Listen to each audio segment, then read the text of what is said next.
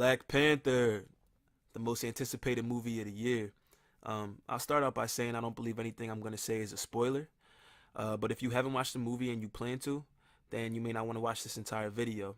Once I get done my second point and I start to move on to my third, I'll let you know, and you might want to click out the video or keep scrolling or whatever it may be.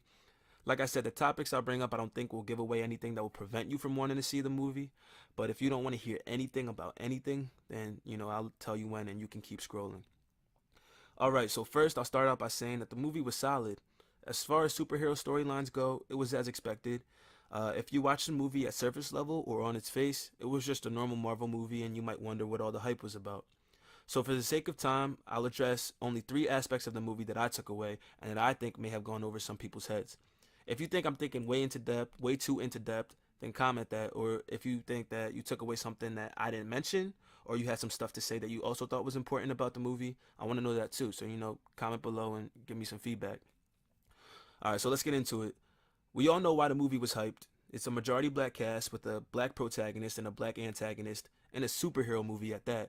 It's not like anything we've seen before, and it's empowering, definitely empowering and hopeful for black people.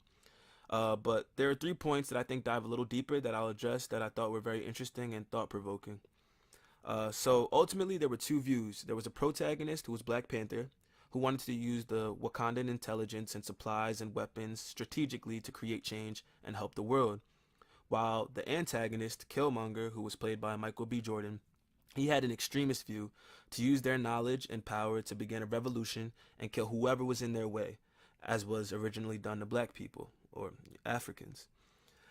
This is almost similar to the approach of Dr. King versus Malcolm X. Not to a T, but they definitely relate in different ways to the different perspectives that Malcolm X and Dr. Martin Luther King had.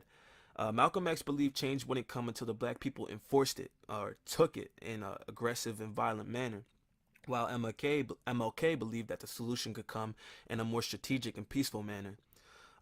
So the first part I want to talk about is a scene in the movie where Black Panther is given the choice between a shiny gold conspicuous necklace and a thin silver one to use for his suit. After some thought, he chooses the one that's less noticeable. I think that can relate to the different kind of movements and mindsets in the black community. Some believe that they can bring about more change if they are conspicuous and they scream out the injustices and scream out Black Lives Matter and raise a fist and stand out, while others believe that it's more strategic to blend in, play the game while still striving for that same change. I think that was a clever use of symbolism throughout the movie, and that's what I got from that. I don't know if you guys feel the same or you feel differently, but comment below on how you felt about it. Second, Killmonger talks about how his father used to tell him stories of a great wondrous land with vast intelligence and technology made by people of color. He told him that this place, Wakanda, had immense power and had a lot of people, intelligent human beings, places of advanced technology and science and things like that. um, Killmonger then says something like, imagine that, a little kid from Cali believing in fairy tales. And he ultimately discovers that these fairy tales were real when he sees Wakanda in person. In my opinion, this is analogous to Timbuktu, who most people my age and younger don't even know the history of.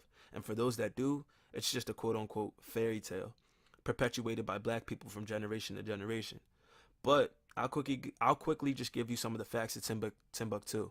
So it was a scholarly center of Africa from the 11th century to the 15th century, where there were endless books written by African scholars and advanced technology and trading ports.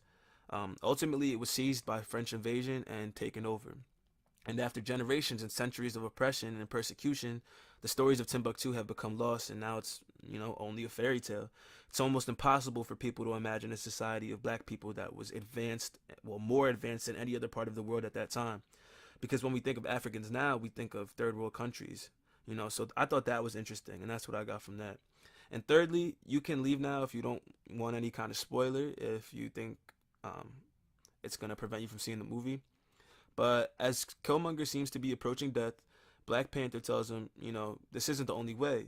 And Killmonger responds by saying something like, or what, lock me up?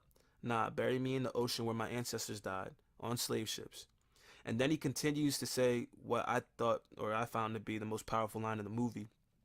I know it sounds cliche, but it's a powerful line. And he says, he justifies his statement by saying, quote, because death is better than bondage.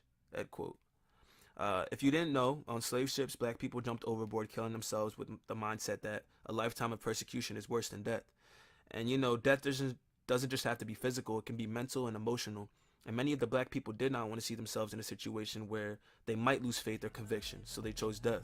And consequently, over the years, and it's ironic, the culture, in my opinion, has died to a certain extent, mentally at least. And that's a whole different video of how the culture is, the black culture at least, is so backwards in their mindsets, and how we've lost so much over so much time. Friends my age are so lost in their thinking, but that's a whole different topic.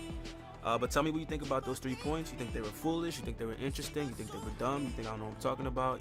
Say something. Tell me what you thought about the movie. If you saw it, comment.